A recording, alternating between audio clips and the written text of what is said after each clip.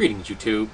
So the other day I did a review of the movie Riddick, and I had good and bad things to say about it. I liked the action, it was a lot of fun, but there was, as another person said, some crushing misogyny that I thought was largely pointless. And I thought out of character for Riddick. I don't think that Riddick was a rapist, and I thought it just didn't help the story. Wasn't needed. But I started thinking about the Riddick universe itself, and the kinds of things that I have gleaned from the 3 films, plus the animated. And some of these I've broken down into basic things, basic categories, so I'd like to talk about them briefly. First, some of the technology in the Riddick universe. They have jump drives, or some kind of FDL drive in their ships, because they can go from place to place over long distances. Not all this is taking place in one system, because there are all kinds of lost worlds and undiscovered worlds and things like that, and very infrequently visited backwater planets, many of which seem to have air and water, which is interesting. Yeah, I realize they did that because having everyone in suits is expensive, but it does postulate an interesting universe where there's lots of places for people to go. That's kind of cool.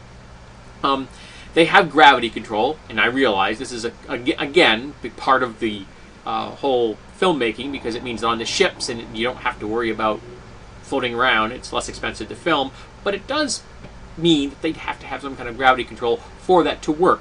So I'm extrapolating, extending the concepts here from what the films have delivered to us to look at and to ponder. There is some form of suspended animation or forced stasis for individuals. So for longer trips that take time between systems, they can be put into this suspended animation, which apparently doesn't affect Riddick or probably other Furions, because that is what he is, a derivative of humanity, I'm assuming. They do have energy weapons in this universe. They appear to be derived from the gravity drive, because they seem to project kinetic energy.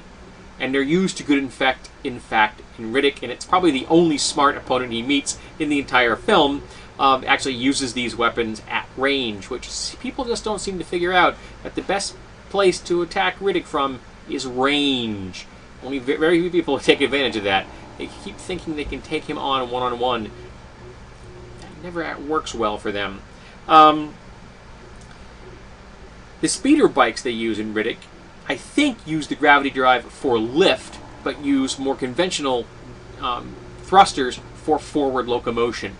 I think the gravity drive, though, is used to get it off the ground, and then everything else is to push it forward, which could be interesting. Maybe that this gravity drive just kind of severs the connection, or kind of puts the vehicle in sort of a bubble, so it can move outside the gravitational field of the space-time continuum as we recognize it. Yes, I know, I'm thinking very deeply about something which is probably not that deep. There seems to have been very little drug research in this universe, because morphine is the drug of choice for painkilling and drug addiction, which I find fascinating. Because in our world, we patent dozens, maybe hundreds of drugs every single year, and yet in this time, which would, in theory, be in the far future, morphine is the drug of choice. And MREs are still used, which kind of made me smile. You'd think that they could have come up with a better form of long-term food. For example, in Firefly, they had the food block, which I thought were awesome, and I would definitely use them in any science fiction or post-apocalyptic setting. The food blocks were just cool. I liked those quite a bit. Okay, this universe, to my mind, speaks of a dysphoria, or dysphoria. I can never get that word right. Where lots of planets were seeded from Earth without a lot of organization, without a lot of planning, with a lot of record keeping, because it seems that a lot of them have been lost, or there's not a lot of communication between them, and they seem to be very isolated from each other. Now, how long have humans been in space in this universe? And it appears that they have not encountered any other sapient aliens. We see alien life forms, but they all appear to be of the animal level variety. I don't think there are any out there. Now, he actually finds ruins in Riddick. Okay? Who built these ruins? Has humanity been out there so long that we could have landed on this planet, populated it, lost all of our technology to get back to the Stone Age, been there, the society collapsed, it was forgotten, and then Riddick rediscovers it? You're talking thousands, tens of thousands of years if that's true. Or did he discover an alien civilization, and being Riddick didn't give a crap because he's not concerned about those kind of things? Interesting questions to answer. Psionic powers exist in this universe, but they appear to be rare, and they don't appear to be all that reliable, which is fine. I kind of like that idea for this particular universe. Some universes need more reliable psychic abilities, and some don't. This makes me think a lot of the Firefly universe, where apparently there was very few people that were psychic. I think we only ever saw one in the entire show. I'm not sure if there were anyone's ever other than River. I think that every one of these systems could fall into the category of being small, weak governments. And one of the reasons I think this is because the proliferation of mercenary groups. The mercenary groups are everywhere, and the mercenary groups are highly organized. They have outposts, which have inventories, which means they have tithes or taxes or something like that. They have treaties and agreements so that they do not interfere with each other. They do not step on each other's claims. They are able to coexist even though they may be in competition. And I think that a lot of these units are small. Again, I realize this is part of the movie. You don't want to have huge armies to worry about, but I imagine they would exist. I have a cat here that wants some attention. I apologize. And these small units seem to be very useful to small governments or private industries and things like that. So I imagine that most should have a system that may be controlled by one group or a planet, but more than likely it's going to be planets like we have, our planet, which is a planet ruled by multiple governments. Because they are easily picked off by the necromongers. I think I said that right.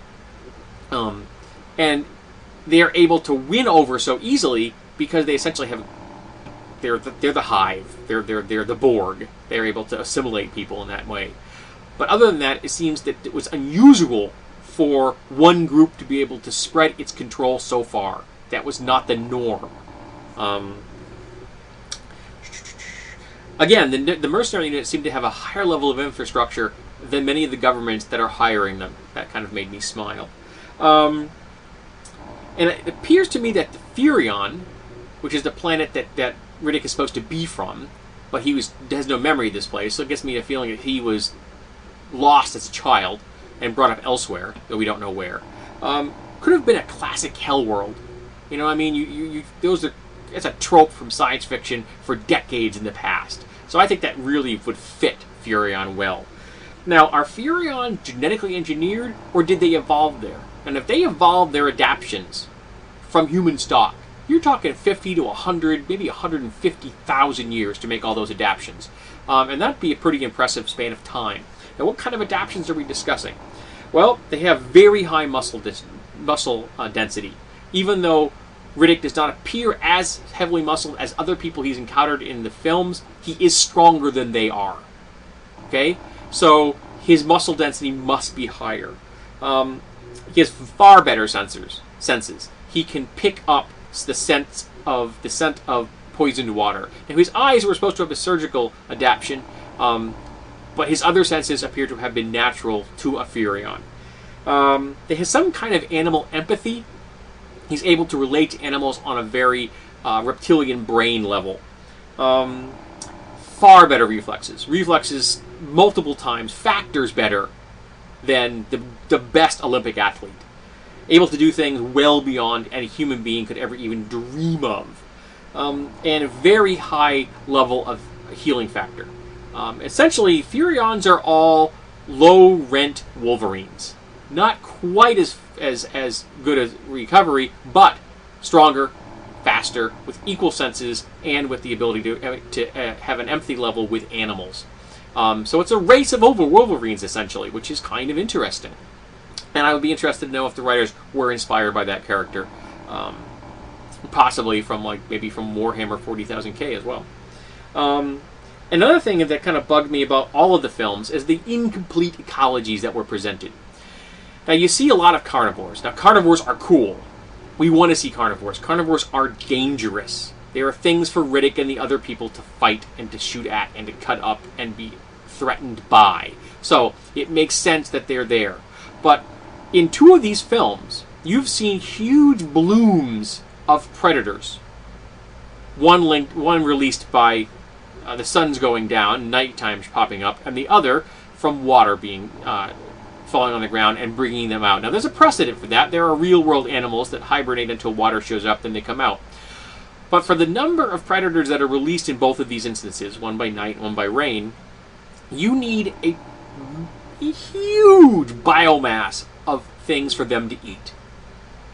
Just staggeringly high amount of biomass out there, because a predator needs a very high ratio of prey to itself. So for every single predator in the real world, there are dozens, if not 100, non-predator or omnivore out there that it's consuming. Possibly a few smaller, less capable predators it could also be eating. And you just don't, there's no evidence in either of these films where you see these that biomass exists. Nothing. So those are incomplete ecologies, and that kind of bothered me. Now, I realize why they did it, because that would have been a lot of CGI work, a lot of design. It would have cost money. But that kind of thing sticks in my craw. It bothers me, because it means, to me, it feels like sloppy writing. Yes, you get the cool predators, but you need the other thing for me to really feel a sense of immersion in that world, and that those predators make sense in that universe. And to my mind, they don't. Now, they are cool predators. Don't get me wrong. All of them were awesome, and I enjoyed them. The dog analogs in Riddick were very nice. I quite liked that. And the fact that Riddick was able to train one to such a high degree, again, I think speaks to that kind of animal empathy the Furion seemed to have with them. You saw another dog analog in Chronicles. Though, again, it was a space opera and missed the point completely of what the character of Riddick is good at and what he should be used for. So, these are just some of the thoughts I came up with for the Riddick universe. Just stuff I riffed off of while I was pondering the video I did about the review, and then I kind of rolled with it after that in the next couple of days. So, what things did you folks observe in the Riddick universe that you felt really immersed you in it? What things broke that immersion? Did you pick up on stuff that I'm missing? Did you pick up on, do you think the things I'm bringing up are at fault? So I'm really interested in knowing what you have to say. Now, comments are always welcome, and we can no longer do video responses, but if you'd like to do one, you can just put a link to your video in the comment section, and that's completely acceptable to me. I have no idea how YouTube plans on doing a version of video responses in the future, but I feel it's going to be linked to G+, which is not going to work for me because I want nothing to do with G+ at all. So that's not going to work for me. So if I get a notification that says, go to your G+ page to see your video response, I'm not doing that. So if you'd like to send one of those to me, put it in the comments below, or send me a PM or something like that through YouTube. I don't want a G+.